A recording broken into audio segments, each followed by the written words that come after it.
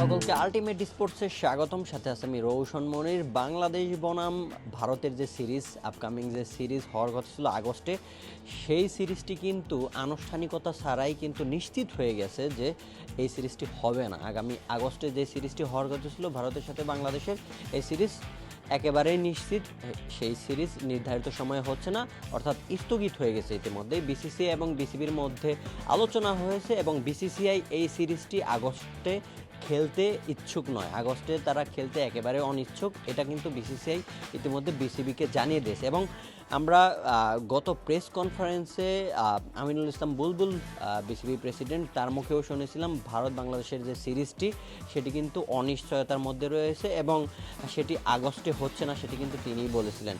এই যে বাংলাদেশ ভারতের এই সিরিজকে কেন্দ্র করে কিন্তু দর্শক এবং বাংলাদেশের ক্রিকেট প্রেমীরা যারা রয়েছেন অধীর আগ্রহে বসেছিলেন এবং দীর্ঘ অপেক্ষা নিয়ে বসেছিলেন যে বাংলাদেশ ভারত সিরিজটি দেখবেন। এবং বাংলাদেশ ভারত সিরিজকে কেন্দ্র করে কিন্তু অনেক উত্তাল এবং অনেক উন্মাদনা দর্শকদের মাঝে সব সময় থাকে।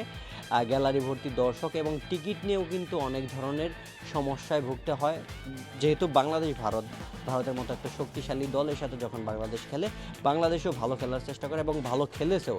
লাস্ট কয়েকটা বছরে বাংলাদেশ ভারতের সাথে অনেকটা ফাইট করে খেলেছে, অনেকটাই মাথা নিচু করে কখনোই খেলেনি, বিশেষ করে লাস্ট 2016 সালের পর থেকে। তো সেই জায়গা থেকে কিন্তু বাংলাদেশ এবং ভারতের মধ্যকার যে ম্যাচ, এই ম্যাচটি বাতিল হওয়ায় কিন্তু অনেকটাই হতাশা প্রকাশ করবে, যদিও এইটা এখনও দর্শকরা ওইভাবে জানে না।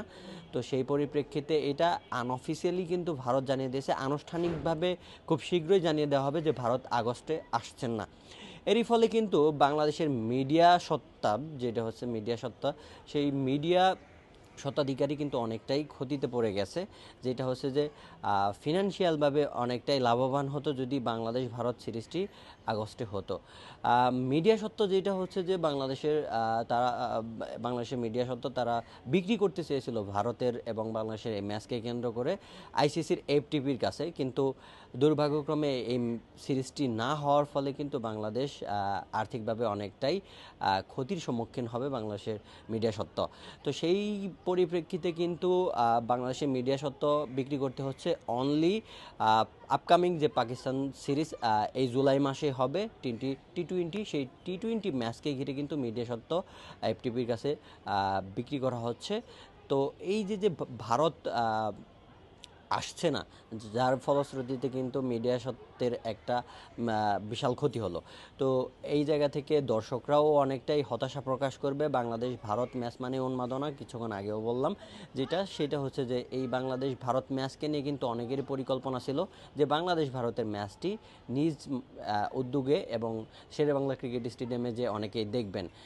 আরেকটি বিষয় যেটা হচ্ছে যে এই যে ভারত বাংলাদেশের যে সিরিজটি হওয়ার কথা ছিল আগস্টে, এটি হচ্ছে না মূলত বর্তমান বাংলাদেশ এবং ভারতের যে রাজনৈতিক প্রেক্ষাপট এবং রাজনৈতিকভাবে বা ভৌগোলিকভাবে তাদের সাথে যে সম্পর্কটা, সেই সম্পর্কের ক্ষেত্রটাও কিন্তু অনেকটাই এই জায়গাটাতে ইম্পর্টেন্সই দেখেছে ভারত, এবং সেই সম্পর্কটা কিন্তু তারা অনেকটাই তাদের কথার প্রেক্ষিতে কিন্তু বোঝা গিয়েছে যে বর্তমান বাংলাদেশ ভারতের সম্পর্ক খুব একটা ভালো না, যারই ফলশ্রুতিতে এই সিরিজ হতে যাচ্ছে না।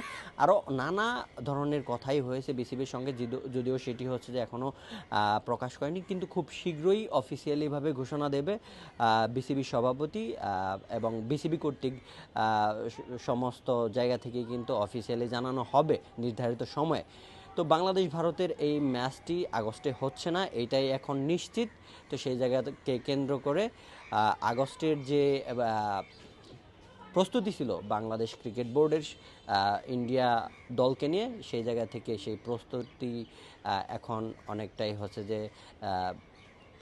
প্রস্তুতিটা তারা হচ্ছে যে এখনই বন্ধ করছে এবং সেই প্রস্তুতি নিয়েও লাভ নেই, কেননা হচ্ছে নির্ধারিত সময়ে হচ্ছে না। এবং এই স্থগিত হওয়া ম্যাচটি কখন হবে সেটি নিয়েও কিন্তু এ পর্যন্ত কোনো বার্তা আসেনি।